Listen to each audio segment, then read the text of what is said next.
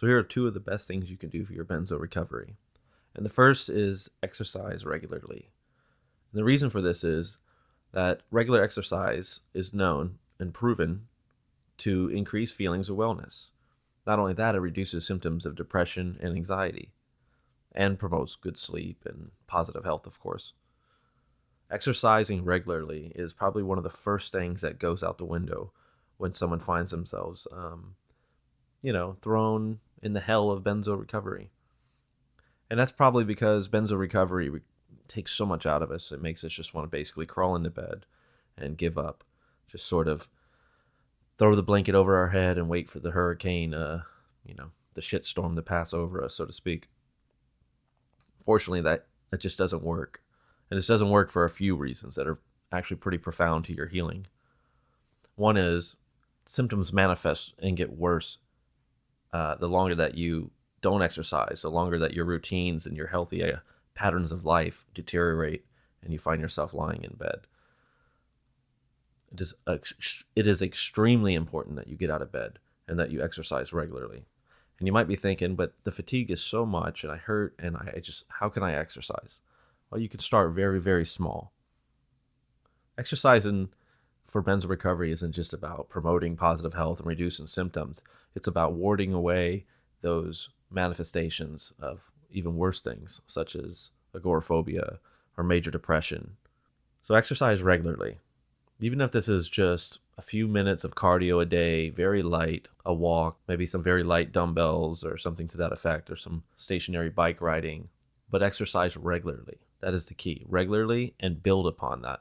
This brings me to the second thing we can do. Walk desensitization. And essentially, sort of following the path of exercise, the positivity of this is to get you out of bed, get you walking, get you out of your house. But not just that, it's going to require that you desensitize from your fears slowly. Because again, what typically happens with benzo recovery is that you get knocked down, you want to stay in your house, you want to stay in bed and stay in your comfort zone.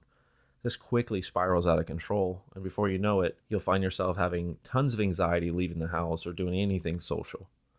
So walking just 5 minutes a day outside of your comfort zone, that means it's different than just exercising, but it can be incorporated with exercise. It could be part of your exercise, and that would be even more profound for your healing if you can do the two together.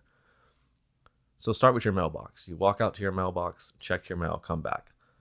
Do this a few times a day. Granted, there's no mail, but that's not the purpose of it. Start walking a little further. Walk a few houses down and come back.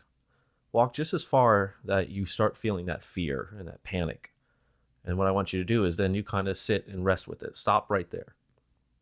Sit and just accept it and let it sort of simmer down to a point. Turn around, come back in. This doesn't have to be very long. It doesn't have to be very extreme either.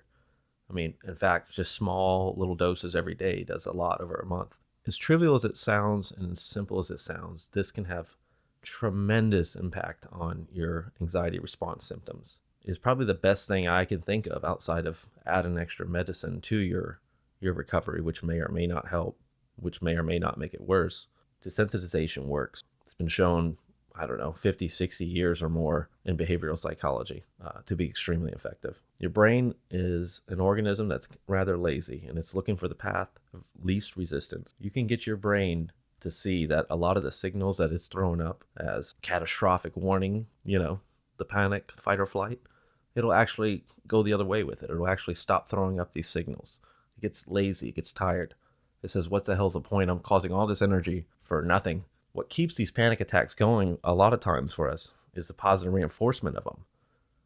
Somewhere in the back of our head, when these panic attacks emerge, we think somehow that it's actually helping us and that, thank God this thing happened, although it was terrible. We have to train that to go backwards, go back to the instinct that things are fine. So again, desensitization is a delicate approach. What you shouldn't do is go from 1 to 100.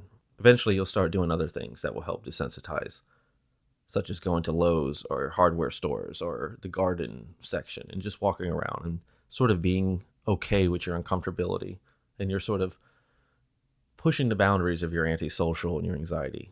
But this is something you grow from. This is something that gets bigger and bigger, and your anxiety will decrease and your symptoms will decrease with it to a point. Granted, you are going through withdrawal. There's only so much that can be done for you. But I think you're going to find that desensitization can be tremendously helpful. So again, two of the best things you can do: exercise regularly and regular desensitization, going for walks, getting out of your comfort zone. In fact, your entire recovery should be that, almost daily, every day, doing something that just pushes you a little bit uncomfortable and then brings you back. That's the exercise. And yes, it hurts. Consider it like physical rehab. When you've been in an injury and you're learning to walk again, people struggle with that and it's painful, but it's so necessary. Walking daily and desensitizing is your physical rehab.